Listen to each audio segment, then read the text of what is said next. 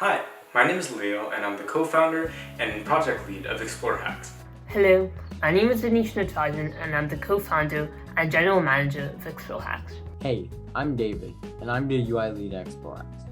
Hey, I'm Niranjan. I'm the website lead for Explore Hacks. Hi, I'm Grace Jin. I'm the graphics designer of Explore Hacks. Hey, my name is Kaustubh and I'm a content developer for Explore Hacks. So my name is Sanved and I'm the marketing lead for Explore Hacks.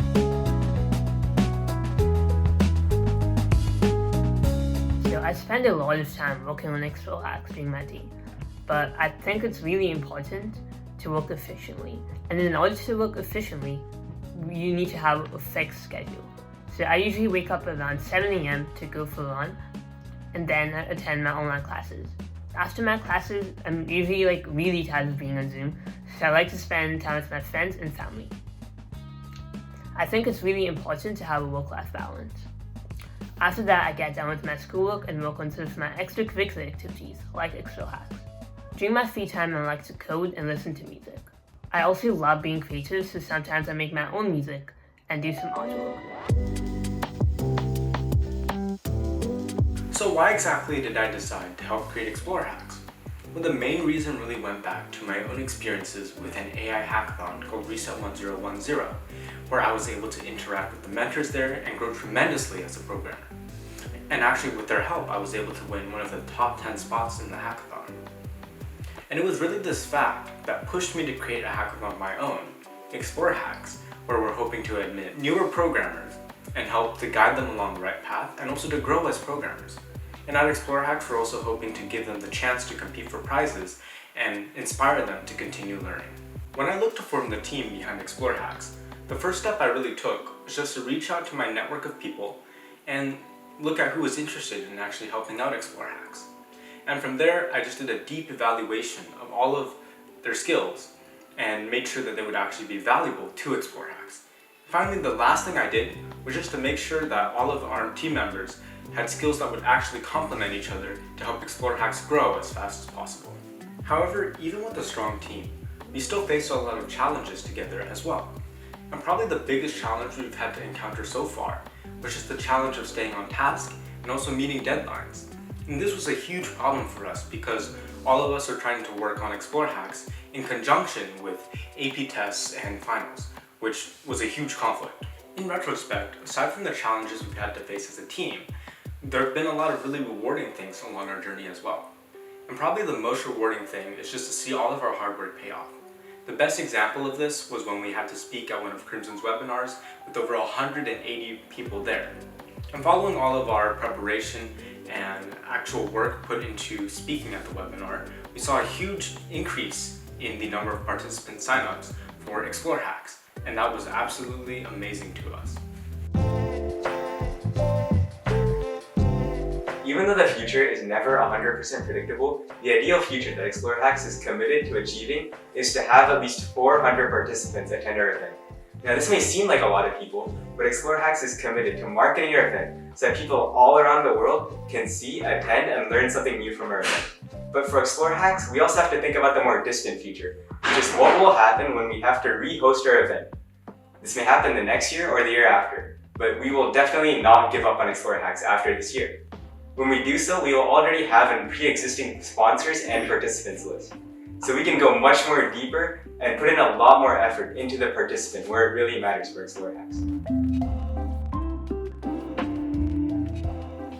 My favorite subjects are math and science. I like that they have a definite solution to many things. I enjoy computer science because it's so useful everywhere.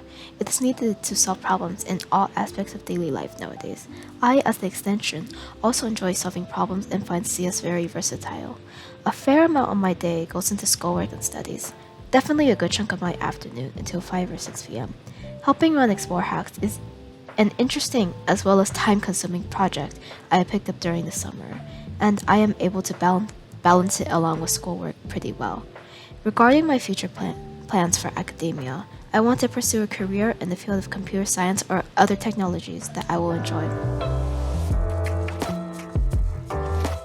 Alright, so now I'm going to talk about balance and some ideas I have for you to live a more balanced life. So I'm sure that all of you guys have some days in which you're just completely busy, working from morning to night, completing task after task. On these days, it's really important to make sure that you don't burn out. Some ideas for this are to just take occasional breaks. Maybe you work for like an hour to an hour and a half and then just take a 5-minute break. Just close your eyes for 5 minutes on your desk and then come back to your work completely fresh. Another great idea is to maybe just try and go for a 10 to 15 minute walk every evening. This always seems to help. After a long day of hard work, just getting some fresh air for 10 to 15 minutes is sometimes all you need. This has always seemed to help me out. Another great idea I have for you is to try and plan out your schedule in a way that you alternate an enjoyable task with one which maybe you don't enjoy so much. So me personally, I really enjoyed working on Explore Hacks. So I'll try to spend maybe an hour to 2 hours on my schoolwork and then transition into working on my Explore Hacks task for the next hour or so. This way I would never burn out. Now these are just a couple ideas for you, and I'm sure maybe not all of them work for you. So it's important that you figure out which ones work for you so that you can start living a more balanced life.